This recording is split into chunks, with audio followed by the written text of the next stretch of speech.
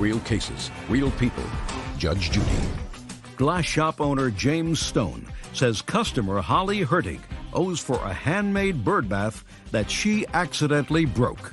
This was an accident by an adult, not an intoxicated adult, not a strung out adult. Yeah, it was an accident. Do you have a sign in your shop that says any accidents that you have which results in... You break it, you bought it. Where did it say that on there? It doesn't say it. It says on the frequently asked questions on the front of my counter. Do I have to have a sign that says if you walk in my shop and you break something, you own it up front? I'm asking you... Because that's not very... Mr. Stone, I'm asking you questions, sir. Okay.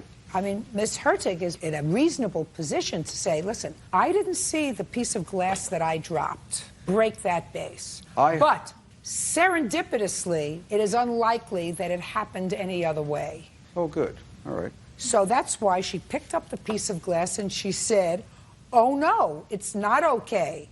She didn't just walk out. No, she did. She was doing the right thing. Then when she got this bill, which appears to say one bird bath, $200, not partial payment, not down payment, not anything. One bird bath, $200. Her wheels started to go in her head, Mr. Stone. I heard her say that, too.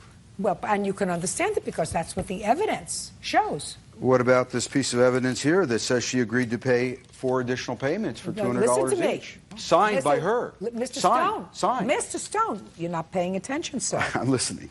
What Ms. Hertig is saying is, because this was an accident, and in all probability caused by the glass dropping out of her hand, she was perfectly willing to compensate the artist, who, according to you, was prepared to take $1,000 for his artwork. But she didn't want to compensate you.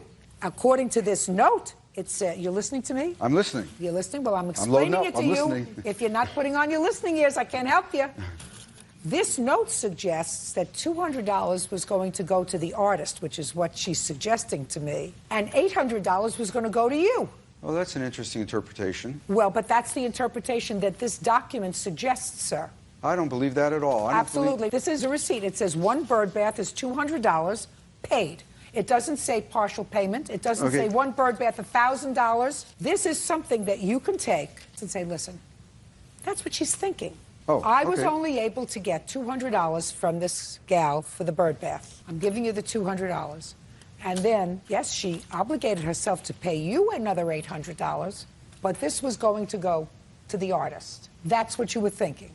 Okay. The money's going to the artist. Now that 10 million people have seen this, including, I hope, Paul, the money is going to the artist. Did you give him the $200? Yes. And you got it? Yes. The $200. So you only get another $800. Well, right? if that, yeah, based on the original agreement. To Paul. Yes. To Paul. To Paul. That's correct. Great. Thank you very much, Judgment for the plaintiff. Lovely. Parties are excused. You may step out.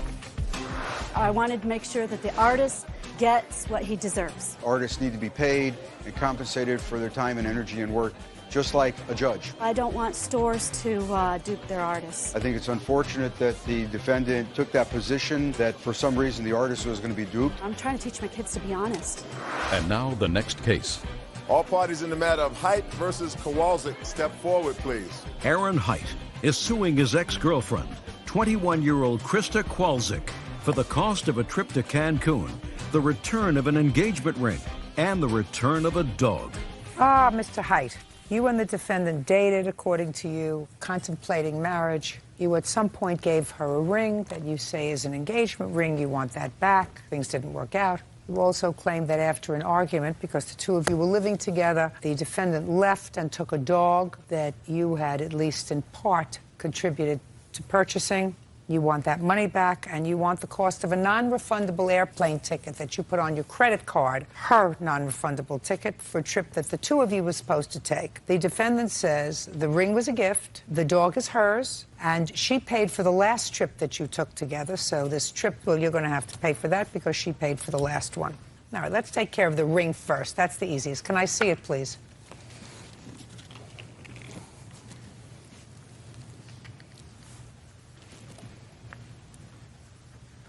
Well, that certainly looks like an engagement ring to me. You know, it comes under the old category, if it walks like a duck and quacks like a duck, it's a duck. You know? Yes. When did you purchase the ring, sir? Actually, I purchased the ring in 2004, Your Honor. For her? No, Your Honor. I didn't know her back in 2004. You mean just in case you met somebody? No, I was in a relationship before, but I never gave that ring to another girl. I just had it, and I couldn't return it back then. So it never was on another girl's finger. But I did have it, Your Honor. Okay. By the way, did you ever tell her that you've had this ring since 2004? I didn't mention that, Your Honor. Go ahead. Okay. Me and a defendant, we broke up January 8th. And when she took possession of that ring was February 6th. She invited me, because we had that dog together. It was her dog. His name's Monty. So she invited me to go and see how the dog was progressing, see how big he got. It was a dog school. So it was a dog school behind a pet store. So I went.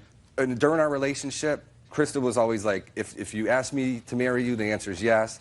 She would get mad when I said I would want to wait at least a year. So there was no, like, big surprise, like she would say no if I asked her to marry her or anything. Okay, so you went to the dog school. Okay. We went with Monty. And she didn't believe that I had an engagement ring. So I just brought it with me to show her. So I showed her. So you were trying to get back together again? I did care about her, but I did not propose to her in the back of a pet store at a dog school. I was just showing her the ring like I had it, and I really cared about you, and take a look, you know? She put it on her finger. Take a look. This is how much I care. Take a look. So she put it on her finger. She loved it. It's gorgeous. I said, it's not a good idea. I'm not giving it to you. It's not a gift. There's no way I'm giving you a $5,200 ring. You didn't even clean it. I never wore it. You didn't even clean it. It's got clear evidence that it's been worn before. There are deep scratches into it as if it had been worn. It was never worn, Your Honor. I never once...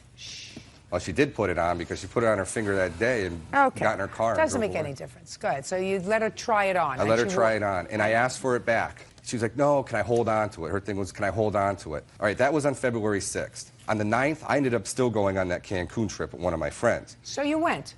I went. With your friend? With my friend, right. Okay, so we've taken care of the plane ticket. Though the plane ticket, that's not transferable. You still have that plane ticket? She can, right, she could have it. It's hers. It's $368 that I'm asking for, and she can have the credit, you know. Who paid for the last trip you took? She did, Your Honor. $2,400. That sounds like even Stephen. I paid for a lot of other gifts. Or most of our relationship, like... Listen, let me ask you a question. You have absolutely no use for this ring. It was a gift. First of all, it's an engagement ring. He never proposed to me, Your Honor. I know he didn't. I also don't believe that he ever gave it to you. I believe him. I believe him. And if I didn't believe him, I would still tell you, you have to give it back to him. Men don't like to give somebody something that's very expensive, like an engagement ring, and then, for whatever reason, I understand you moved out. Which my mother helped Your mother? me. My mother. Your mother came over to the house, according to him. Next thing you knew, you were gone. Give him back his ring, please, Bird. All right, the ring is yours. The trip you took with your friend, I hope you enjoyed. You pay for it. Let's get to the dog. And then I will leave you both in peace, and hopefully you can say, we've had enough. It's over. Move on. Now, when did you purchase Monty? December 22nd, Your Honor. And you were together at the time? We were boyfriend-girlfriend, yes, Your Honor. You were living together? Yes, Your Honor. And you put in $900 according to the papers for the dog? According to him, but I did pay $1,200 cash for the dog. I have And the how receipt. much did Mr. Height put in to the dog? He says... Don't tell me what he says. Nothing. Nothing? He says he put in $300. Is that what you put in? Your Honor, I did. I'd like to see the bill of sale for the dog. This is down in Willington, Connecticut, is where we purchased the dog. This is from an ATM machine showing I'd in like Willington, to see it, please. Connecticut. I took out $300 on the 22nd. And she paid with a check $900 and my $300 in cash. I paid cash, $1,200. Show me where you took it out of a bank, the $1,200. Your Honor, I'm a bartender, and all of my tips are in cash. So if he put in the $300 like he said, there's no question he put in he should have signed the bill of sale. Shoulda, woulda, coulda. There's no question he put in $300. That doesn't necessarily mean it's his dog. What else did you buy for Christmas? The dog was not a Christmas present. I'm just asking you. I'm asking you what you dog. bought her for Christmas. Oh, what I bought her for Christmas? Tickets to a Broadway show in New York in a hotel room. Didn't you go with her? No. You mean she was going to go alone to the hotel, and she was going to go alone to the Broadway show? Well, we broke up. The show was in February, Your Honor. Listen to me. When you got tickets to the Broadway show, I assume you got 2 tickets. Yes, Your Honor. For the 2 of you? Yes, Your Honor. And the plan was for the 2 of you to go to a hotel? Yes, Your Honor. What else did you get for her? The cage for the dog was like $170. I bought her. What else did I get her for Christmas? That's a good question. Oh, I got her tickets for Six Flags, I bought her a coat, like, I don't know, like $150 coat. What'd she buy you? Well, actually, she brought me Chris Rock tickets down at Mohegan Sun, which she took. She never gave to me. What else did she give me? I can't really remember. She didn't give me as nearly... Who went to the Broadway show? I didn't go. I don't know if she went. Did you go? No? Okay, listen. Forget the dog. You got your ring back? Yes, Your Honor. Are you a happy person?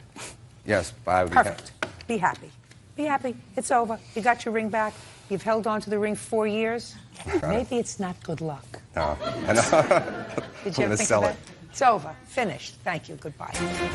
Excuse me, step out, sir. Wait here. It was a gift, and it was an engagement ring, so I'm disappointed that she did take that gift away from me. I'm not giving it to her. I was never engaged to her. I just showed her. I had known that he had been engaged to several times before he had even met me. We were civil at one point, but she took it. She mocked me. I'm not surprised at all that it was used at least once before. She can't be trusted. She can't be trusted. We did have our problems. Any guy who's dating her should hide their checkbook because she's all about that. In the end, it was our best interest to not be together. Live and learn.